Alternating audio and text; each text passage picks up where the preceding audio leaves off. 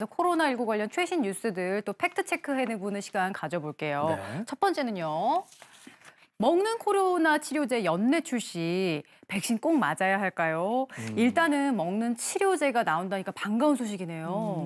네, 그렇죠. 사실 기존에도 치료제가 없었던 것은 아닙니다. 기존에도 뭐 렘데시비르나 항체 치료제와 같은 치료제가 있었는데요.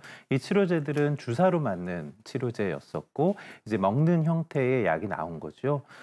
지금 이제 개발되고 있는 그리고 알려지고 있는 약의 성분이 몰루피라비르라는 성분의 약물인데요. 네. 빠르면 올해 말 정도에는 출시가 되지 않을까 하는 생각도 하고 있습니다. 지금 회사에서 공개한 임상 연구 결과의 중간 분석 자료를 보면요. 네. 절반 정도는 진짜 약물을 투여했었고 절반은 가짜 약, 위약을 투여했었는데요.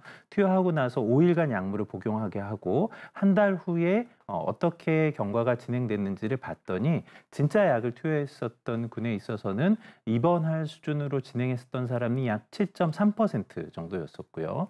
가짜 약, 위약을 투여했었던 분들은 입원할 수준의 중증도를 갖는 분들이 한 14.1% 정도가 됐습니다. 그러니까 이 약물이 입원할 수준의 중증으로 진행할 위험을 한 반 정도 낮춰주었다. 이렇게 이야기할 수 있을 것 같습니다. 이렇게 먹는 치료제가 나왔다는 거는 쉽게 이제 코로나19를 치료할 수 있다는 것 같은데 그렇다면 부작용이 많은 백신 안 맞아도 되는 거 아닌가요, 교수님? 네, 사실은 뭐 어떤 질환이든 네. 걸리고 나서 치료하는 것보다는 걸리기 전에 예방하는 게 훨씬 더 좋은 방법이 되죠. 또 지금 이제 제시되어 있는 연구 결과가 괜찮아 보이는 것은 맞지만 네. 앞에서 보셨던 것처럼 실제로 입원할 수준의 중증으로 진행하는 분들이 없었던 것이 아니거든요. 그 정도를 절반 정도로 감소시켜줬던 거고요. 또 되게 이제 항바이러스 같은 이런 효과를 가진 약물은 초기에 일찍 투여되는 게 중요합니다. 그런데 저희가 임상 현장에서 보면 환자분들이 증상이 생기고 모두 일찍 진단이 되는 것은 아니기 때문에 네. 실제 우리가 현장에서 사용할 때에는 이렇게 연구 결과로 드러난 것보다는 효과가 조금 낮아질 가능성도 생각을 해야 됩니다. 무엇보다 우리가 이제 인플루엔자, 독감 같은 것을 생각해 보면요. 독감의 경우에도 뭐 타미플루와 같은 항바이러스제 또 다른 약물들도 있는데 이런 항바이러스제가 있지만 매년 백신을 열심히 접종하고 있잖아요. 그렇죠. 그러니까 마찬가지로 코로나19의 경우에도 치료제가 계속 등장하는 게 아주 중요한 의미를 갖지만 백신이 여전히 필요하고 꼭 맞아야 하는 것이다라고 말씀드릴 수 있습니다. 네, 근데 백신 접종에 거부감을 갖고 계신 분들의 얘기를 들어보면 혹시 모를 부작용이 나에게 생기지 않을까 이런 걱정 때문이라고 하시는데 이 먹는 치료제는 부작용 면에서 안전할까요? 네, 이제 지금 현재의 언론을 통해서 알려지고 있는 바로는 이 약물을 투여하신 분 중에서 약물과 관련되어 있는 이상 반응을 경험하셨던 분이 한 12% 정도 되는 것으로 보고가 되고 있는데요. 네. 아주 구체적으로 어떤 것들이 있었는지는 아직 논문이나 최종 연구 결과가 다 공개된 것이 아니어서 그 자료들이 나와봐야 알 수 있습니다.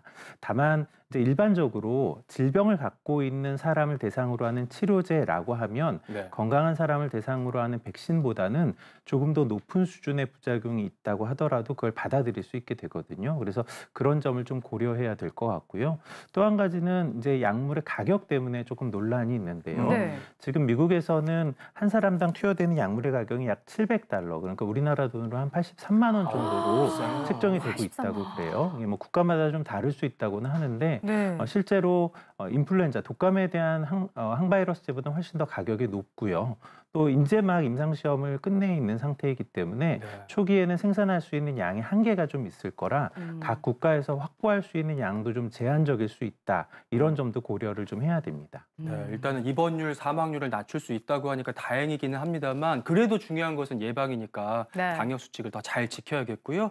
그다음 한번 볼까요?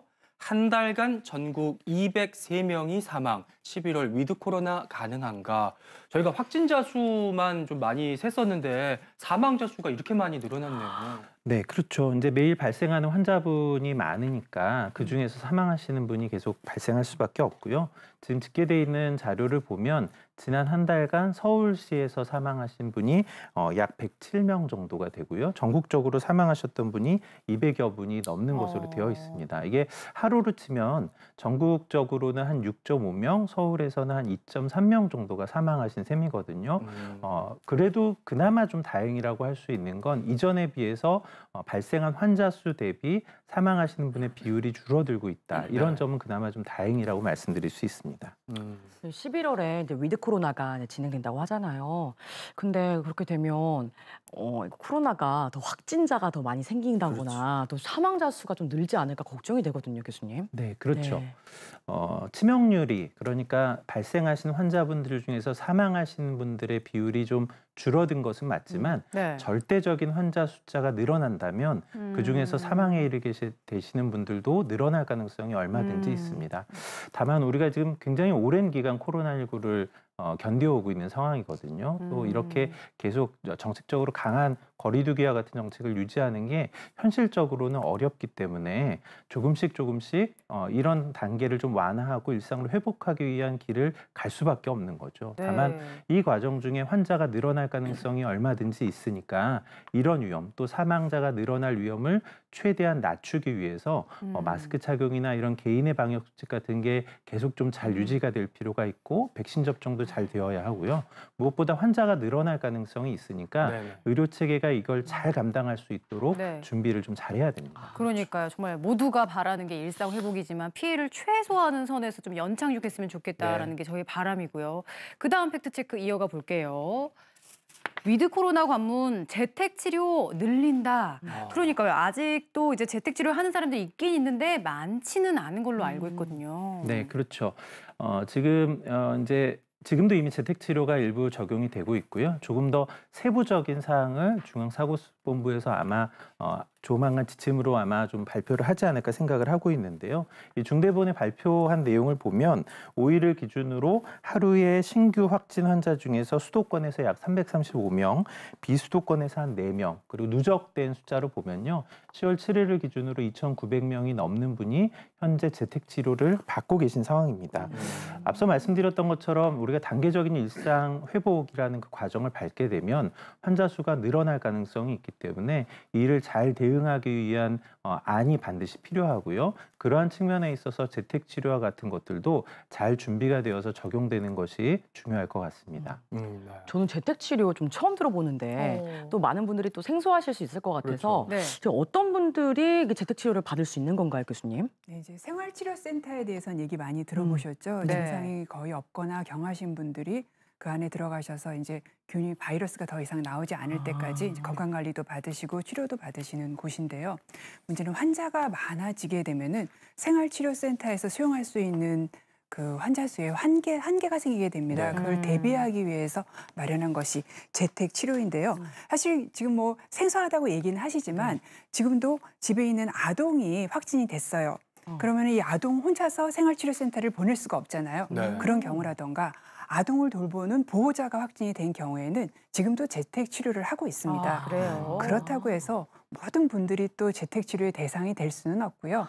걸렸을 경우에 중증으로 갈 가능성이 낮은 분들, 예를 들어서 연령이 낮거나 또는 만성질환, 기저질환을 가지고 있지 않은 이런 분들을 대상으로 하지만요.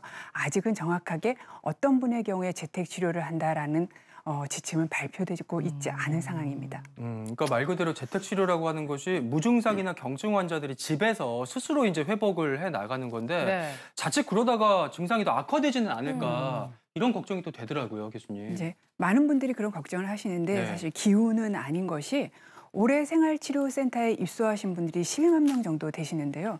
이 중에서 생활치료센터에 계시다가 갑자기 증상이 나빠져서 병원으로 옮겨진 분들이 거의 2만 명, 그러니까 퍼센트로 따지면 거의 16%나 됩니다. 그렇기 때문에 재택치료를 하신다고 해서 집에 그냥 가만히 계시는 건 아니고요. 체온도 좀 재시고 내가 어떤 새로운 증상이 생기지 않았나 스스로 좀 관찰도 하시고 또 필요한 경우에는 산소 포화도도 체크를 해서 주기적으로 매일 담당 의료진에게 보내는 그런 시스템이 필요하고요. 또 하나 또 정말 중요한 것은 네. 집에 있다가 갑자기 증상이 악화되는 경우에 병원을 빨리 가야 되잖아요. 그렇죠. 이럴 때 우왕좌왕하지 않고 지체되지 않으면서 빨리 병원으로 환자를 보낼 수 있는 의료기관으로 이송하는 시스템 자체도 마련되어 있어야 합니다.